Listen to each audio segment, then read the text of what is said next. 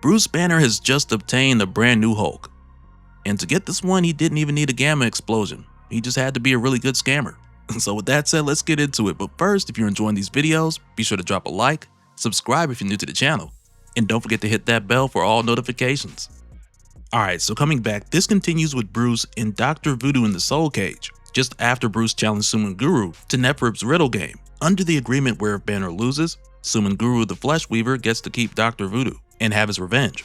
But if Banner wins, he takes the Hulk that the Flesh Weaver made from his blood. So now to start this, Suman Guru shares a bit of history about Neferib's riddle game, with him saying here, "I thought sorcerers were the proudest and vainest of people, but I now bow to you, Bruce Banner, as the most arrogant man living. Do you know what Neferib's riddle game is?"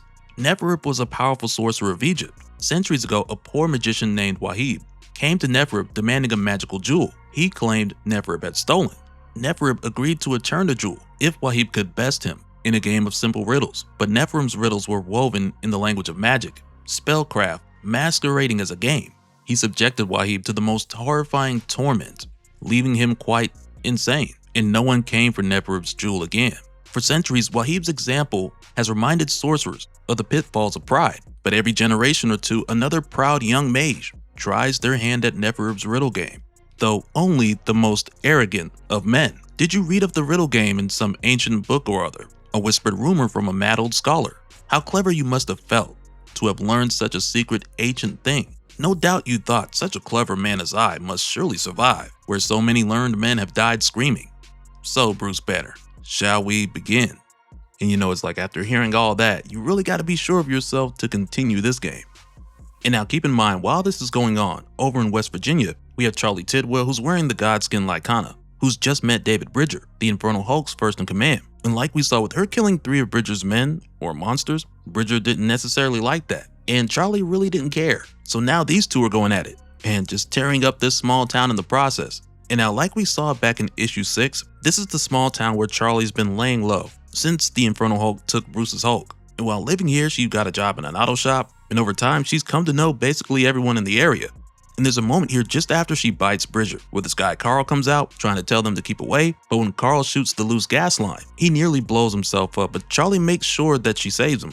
And Bridger sees this, which is important because when the eldest recruited him, we knew David Bridger was a good guy. But after the eldest placed her corrupted seed in him, alongside many other soldiers, this always begged the question if that good person was still in there, or if that other person from before was still in there, good, bad, or indifferent. Because there are many others aside from Bridger who have been turned as well. But when he sees Charlie save this guy, it has him like, you're a weird one. You kill other monsters, but save some old townie who tries to kill you. Which again goes back to the whole thing where Charlie was telling the Hulk and herself that they're not monsters. And a big part of that had to do with how you decide to use your abilities. Because with Charlie being a skinwalker and wearing the godskin Lycana, it's basically a curse that has damned her soul. And as part of her curse, when she feeds on someone, she's able to see their memories. So from the bite she gave Bridger earlier, she's able to look through the corruption and see the good man that David Bridger is. And we'll soon see that this is a huge deal in the broader picture. But first, when we head back to the Soul Cage, we find Suman Guru starting Neferib's riddle game. And he starts out by saying, your first riddle, little Banner, let's see if your arrogance is earned. So he says here, in sun I hide, in dark return. Unto my honor, fires are burned. The wealthy man fears not my call. The poor man dreads me most of all. Who am I? And Banner tells him, you are Winter. And Banner's right, but according to the rules, Suman Guru can continue his turn for as long as he wants, and that is exactly what he does. But with each riddle, Banner and Dr. Voodoo are transported into torturous conditions that are very much like the spell, which is how it's designed to drive the other person crazy.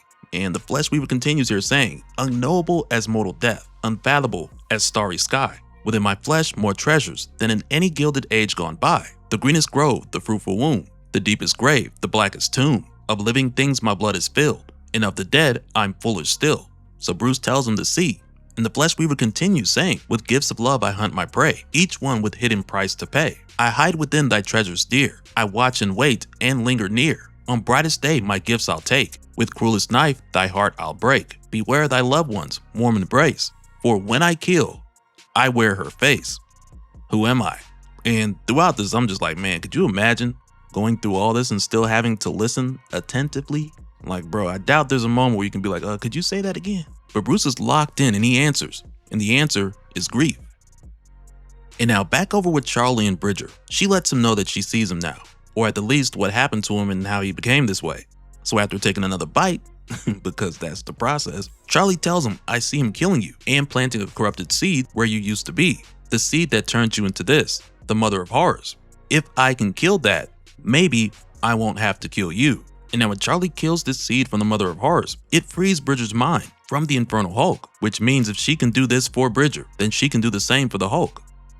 In theory. But now with Charlie discovering that she can do this, with her helping Bridger, she's holding on to that hope. And we see this when things calm down and Charlie goes back to her normal self, which right away has Bridger like, man, you're just a kid in there. What happened to you? And Charlie's just like, I got my learner's permit, man, come on. But she goes on to explain to him that this skin that she wears, it belonged to an old god, a god of skinwalkers. She tells him, when I wear it, I wear the memories and strength of everything I ever consumed. I'm still figuring out some of the stuff I can do. And that's where Bridger's like, you can break Hulk's hold over us. You can turn this whole thing around, which makes sense because Lycana, the eldest, the mother of horrors, they're all family. So the idea of Charlie being able to use Lycana to combat the eldest over the power of the mother of horrors, in a lot of ways that makes sense. But at the same time, with us knowing that the eldest also wants to turn the different heroes, it would make more sense for Charlie to step in there before this is all said and done. And again, based on how the god skin works, with it giving Charlie the strength and memories of everything it's consumed, Charlie would need to consume a lot more strength in order to take on the eldest in her current form, or better yet, the god skin would need to, before it could be considered a viable weapon against the Infernal Hulk. But in the here and now, just based off the potential of what they discovered, Bridger tells Charlie like, hey, you could turn this whole thing around. You said you used to run with the Hulk. Do you know any other Avenger types? So she's like, I met Bucky Barnes once. And that's where Bridger hits her with a little inside info, because he tells her Barnes needs to know. Hulk's almost to New York, and the army he's marching with ain't his only one. Hulk's growing something under the Baxter building, in old subway tunnels. It's probably already too late, but I'll tell you this, the good guys are definitely gonna want you on their side. And right now, back over with Banner in the Soul Cage, where Neferib's riddle game is just wrecking him. It's here where Suman Guru tells Banner, you've done well, indeed, you're passing clever, though not clever enough to see your foolishness in coming here.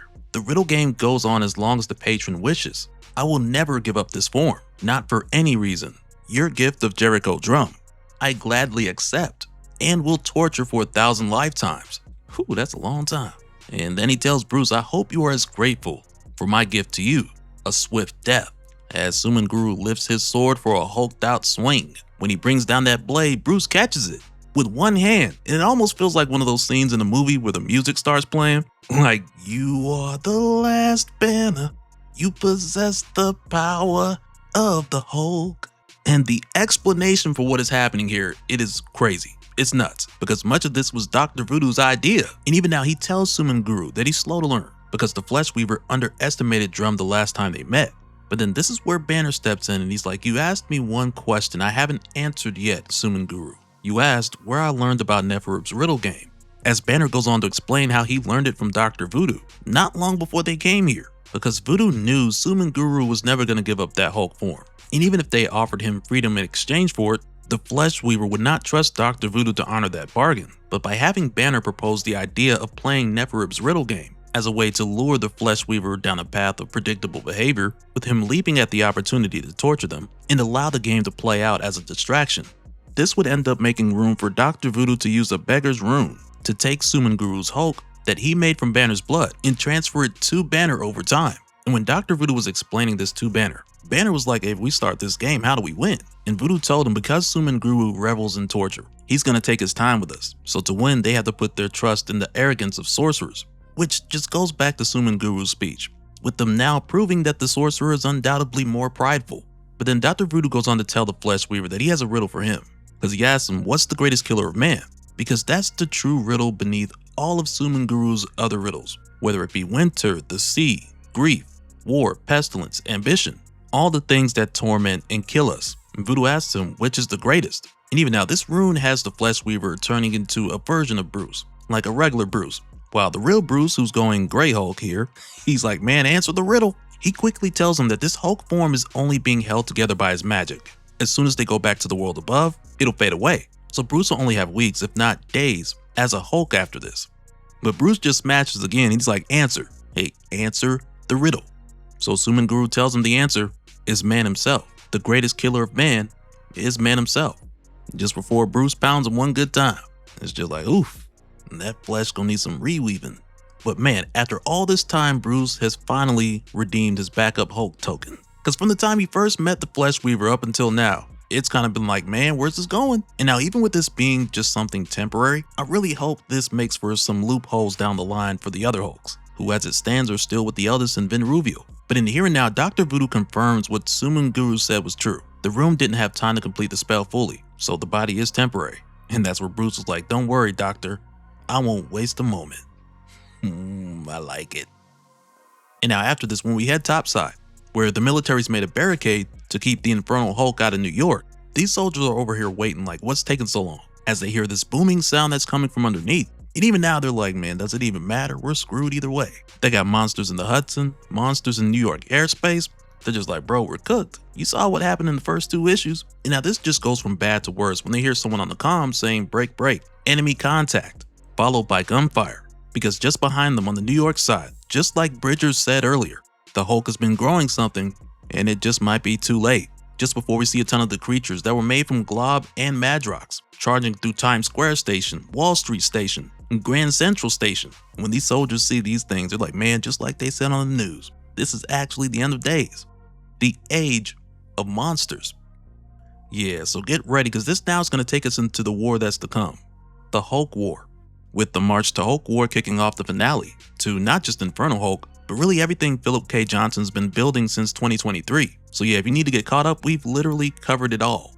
And I have those links in the description. But aside from that, let me know what you guys are hoping to see when this is all said and done. Would you like for things to just go back to normal? Or do you want some changes to stick around? Or do you just want to know when the hell does this happen in relation to everything else in the main Marvel Universe? Let me know in the comments.